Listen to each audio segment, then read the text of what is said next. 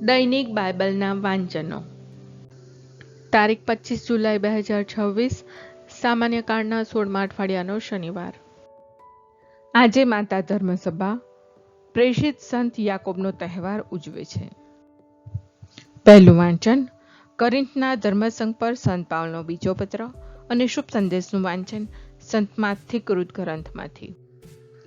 પહેલું વાંચન કોરિન્થના ધર્મસંઘ પર સંત પાઉલનો બીજો પત્ર, અધ્યાય 4, કલમ 7-15. એટલે હવે તો તમારે એને ક્ષમા અને હિંમત આપવી જોઈએ, નહીં તો કદાચ તે વધારે પડતા શોકમાં ડૂબી જાય. એટલે મારી તમને વિનંતી છે કે તમે એને તમારા પ્રેમની ખાતરી થાય એમ કરો. તમે બધી બાબતમાં મારી આજ્ઞા પાળો છો કે નહીં, એની ખાતરી કરવા માટે જ મેં આ લખ્યું હતું. જેને તમે કંઈ માફ કરો છો તેને હું પણ માફ કરું છું, અને મેં જે માફ કર્યું છે, જો કંઈ માફ કરવા જેવું હોય તો તે તમારે ખાતર ખ્રિસ્તની સાક્ષીએ કર્યું છે, જેથી શૈતાન આપણા ઉપર સરસાઈ ન મેળવી જાય. તેની ચાલબાજીથી આપણે અજાણ્યા નથી. હવે ખ્રિસ્તના શુભ સંદેશનો પ્રચાર કરવા હું ત્રોઆસ આવ્યો ત્યારે પ્રભુના કાર્ય માટે મારો માર્ગ ખુલ્લો હતો. તેમ છતાં મારો ધર્મબંધુ તીતસ મને ત્યાં મળ્યો નહીં. એથી મારા જીવને ચેન નહોતું પડતું. એટલે ત્યાંના લોકોની રજા લઈને હું મકદુનિયા ચાલ્યો ગયો. આભાર પરમેશ્વરનો કે તે અમને હંમેશા ખ્રિસ્તની વિજય યાત્રામાં ફેરવે છે અને અમારી મારફતે તેમના વિશેના જ્ઞાનની સુવાસ સર્વત્ર ફેલાવે છે.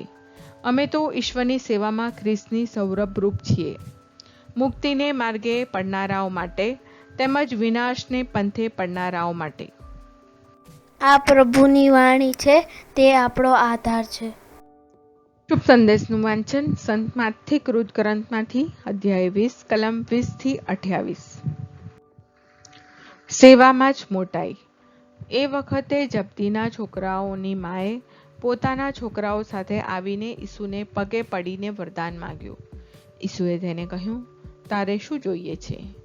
બાઈએ કહ્યું, આપ એવી આજ્ઞા ફરમાવો કે આ મારા 2 દીકરામાંથી એક આપના રાજ્યમાં આપને જમણે હાથે અને બીજો આપને ડાબે હાથે બેસે.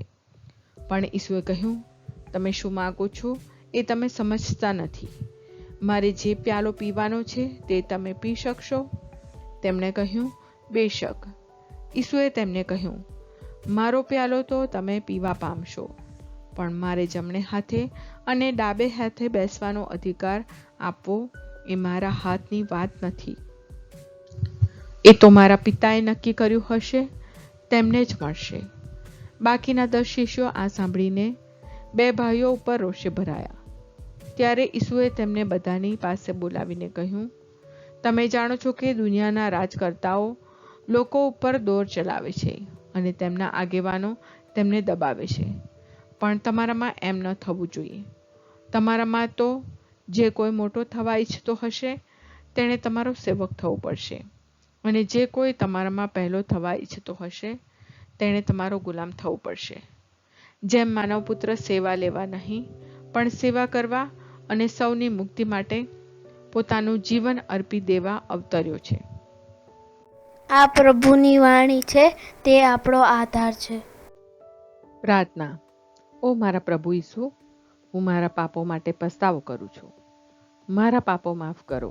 મારા હૃદયમાં આવો. હું તમને મારા પ્રભુ અને તારણહાર બનાવીશ. આમેન. પ્રભુ તમને સુખી રાખો અને તમારી સંભાળ રાખો. પ્રભુની તમારા ઉપર કૃપા દ્રષ્ટિ અને મહેરબાની હો. પ્રભુની તમારા ઉપર પ્રસન્નતા હો અને તે તમને શાંતિ બક્ષો.